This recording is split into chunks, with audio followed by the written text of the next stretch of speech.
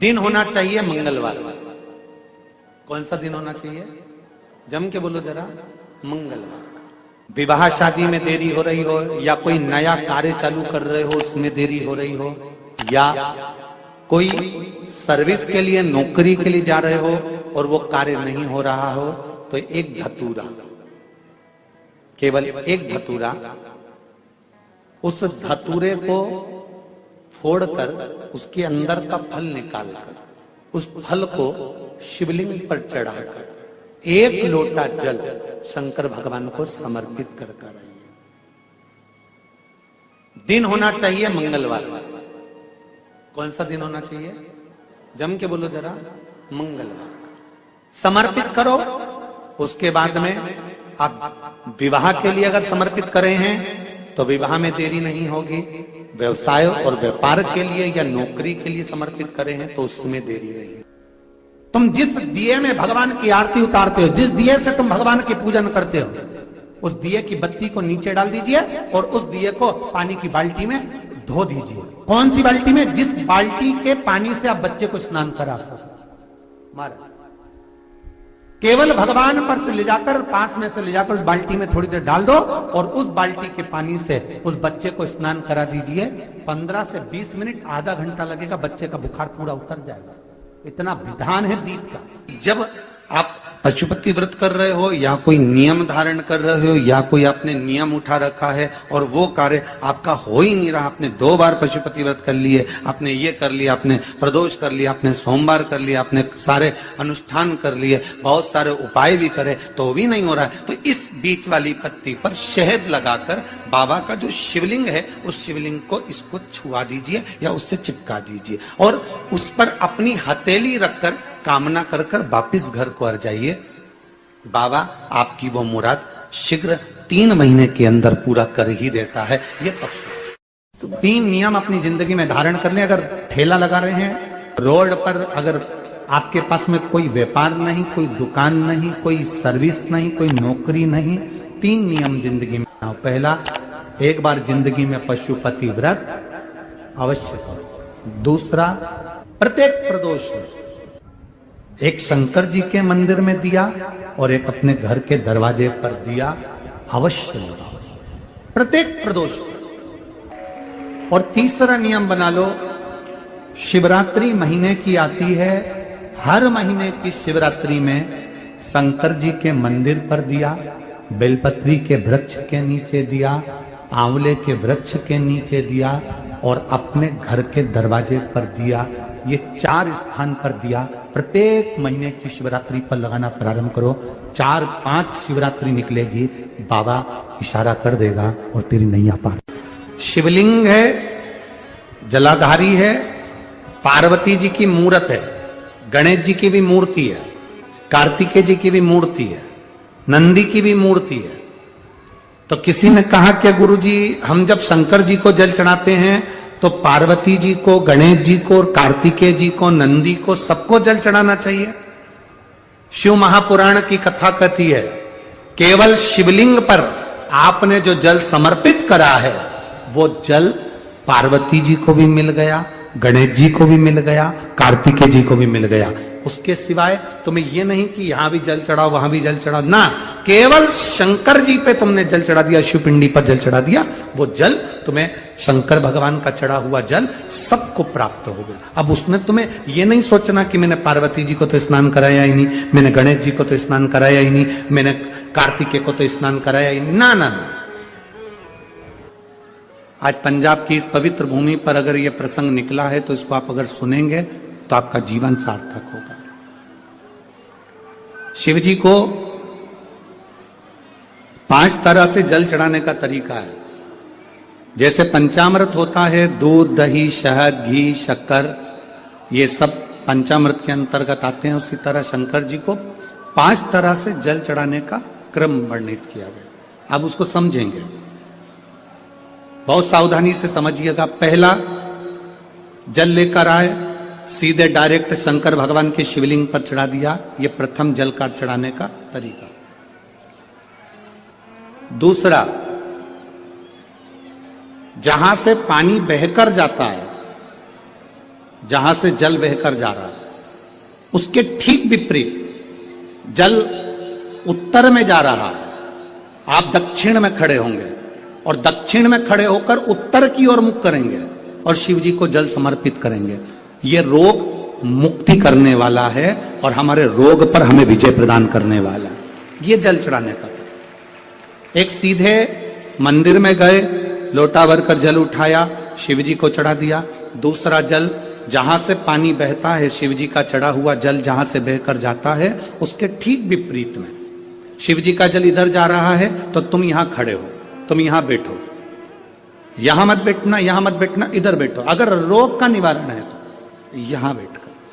तीसरा, अशोक सुंदरी से जल चढ़ाते चढ़ाते शिवलिंग तक लेकर जाना और शंकर भगवान के शिवलिंग पर पूर्ण जल समर्पित करना। यह तीसरा तरीका, यह कार्य की सिद्धता के लिए। हम जब किसी से आस ना लगाकर परमात्मा से विनती करते हैं तो वो विनती करने का तरीका तीसरा। चौथा, शिव जी पे चढ़ा हुआ जल 5 जगह पर समर्पित करना। गणेश जी, कार्तिकेय, अशोक सुंदरी, शिवलिंग और जलाधारी, ये चौथा क्रम है। और 5वां जल समर्पित करना,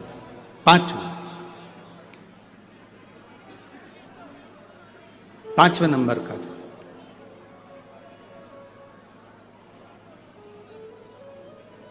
शिव जी को 5वें नंबर का जो जल आता है, जो जलाधारी है, ऊपर जिसमें पानी भरा रहता है और नीचे एक एक बूंद टपकता रहता है, जलाधारी में जल समर्पित कर कर उसी जल को बचाकर अशोक सुंदरी वाली जगह पर थोड़ा सा चढ़ाकर उसी में से जल शिवलिंग पर जब हम समर्पित करते हैं तो हम जिस कार्य के लिए जा रहे हैं वो कार्य सफल हो।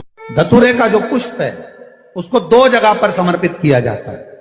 अशोक सुंदरी के स्थान पर जो खिला हुआ भाग है उसको इस तरह से रखते हैं कि शिवलिंग की ओर उसका खिला भाग जाए, और डंडी का भाग इधर गणेश जी, कार्तिकेय जी और 33 कोटि जो देवी देवता हैं उस ओर उसका भाग जाए।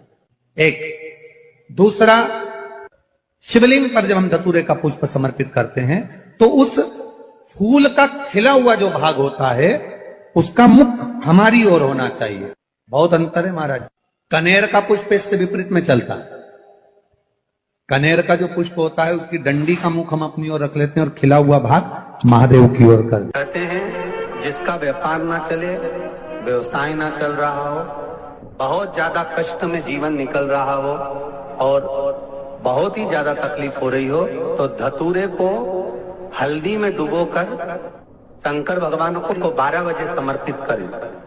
उस धतूरे को वापस उठा लाएं 5-10 मिनट के बाद, श्री शिवाय नमस्तुभ्यम बोलकर लाल कपड़े में उसको बांधकर व्यापार वाली जगह में कहीं पर भी उसको बांध दिया जाए। व्यापार पीछे नहीं हटता, व्यापार अग्रण्य भाव में बढ़ता चले जाता है। महाराज, हल्दी में डुबोना पड़ता है। जलाधारी, अशोक सुंदरी वाला स्थान, ये जो जलाधारी है, बेटियों के स्थान से जलाधारी तक जो कनेर के माला बनाकर स्पर्श कर कर लगा देता है, शिवरात्रि के दिन प्रदोष काल के समय पर उस पति पत्नी में कितना भी झगड़ा हो रहा हो, आपस में प्रेम बनना प्रारंभ हो जाता है। अदालत का केस धीरे धीरे समाप्त हो। ये भी अलग अलग होते हैं। पहला दिया होता है पणाती दिया। मैं चैनल वालों से कहूंगा, अगर आपके पास में अगर, क्योंकि हमने पहले भी कथा में कहा कि जिस जिस जगह का स्मरण कराएं उस जगह का फोटो भी आप दिखाएंगे तो उसका आनंद कथा सुनने वालों को, ऑनलाइन वालों को मिलेगा। पहला होता है पणती दिया। ये पणती दिया मट्टी का दीप, जिस दीप के अग्रभाग को थोड़ा सा बड़ा कर दिया जाता है, उसको पणती दिया कहते हैं। ये पणती दिया जब भी भगवान के सामने लगाया जाता है तो इस दिए को सम्मुख में जब रखा जाता है तो दिए का जो लौकी मुख होता है वो अपनी ओर होना चाहिए। पणती दिए की जो लो है, बाती है, उसका मुख अपनी ओर होना चाहिए। विष्णु पुराण कहती है अगर इस दिए की बाती भगवान की ओर रहती है तो हमें तपन की अनुभूति होती है, पर इस दिए की बाती जब हमारी ओर होती है तो हमारे शरीर में कोई बड़ी बीमारी आने वाली होती है तो वो कट जाती है, पड़ती है। विष्णु पुराण में दूसरा दीप कहा गया है निरंजन दीप। विष्णु पुराण में दूसरे दीप का वर्णन निरंजन दीप। जिस निरंजन दीप में महाराज आपने देखा होगा डमरू जैसी आकृति होती है। अगर चैनल पे कथा देख रहे होगे तो इनके पास में अगर होगा तो अवश्य दिखाएंगे।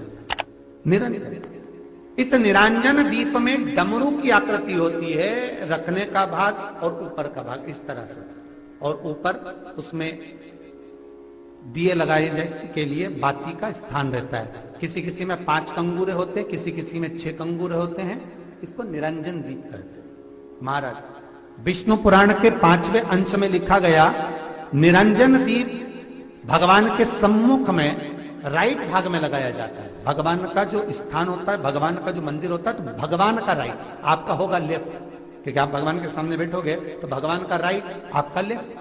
तो आप जब लगाएंगे तो आप लेफ्ट में लगाएंगे, आपका लेफ्ट होगा और भगवान का वो भाग राइट के लाए, तो भगवान के सीधे हाथ की ओर लगता है।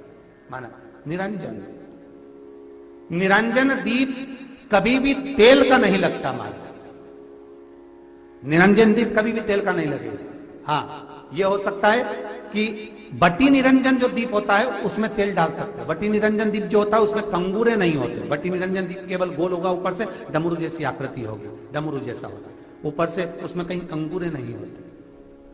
महाराज अगर आप चैनल पर देख रहे होंगे तो बटी निरंजन दीप का भी वर्णन आपको दिखाया जा रहा होगा। बटी निरंजन जो दीप होता है वो केवल डमरू की आकृति में होता है, उसमें कोई कंगूरे नहीं होते। पर निरंजन जो दीप होता है उसमें कंगूरे होते हैं। तो जो निरंजन दीप होता है उसमें कभी तेल नहीं डाला जाता। निरंजन दीप को हमेशा घृत से ही लगाया जाता है। पर बटी निरंजन जो दीप होता है उसमें आप तेल डाल सकते हैं। बटी निरंजन दीप जो लगाएंगे वो तेल का लगा सकते, पर निरंजन में कभी तेल नहीं डाला जाता। क्यों नहीं डालते?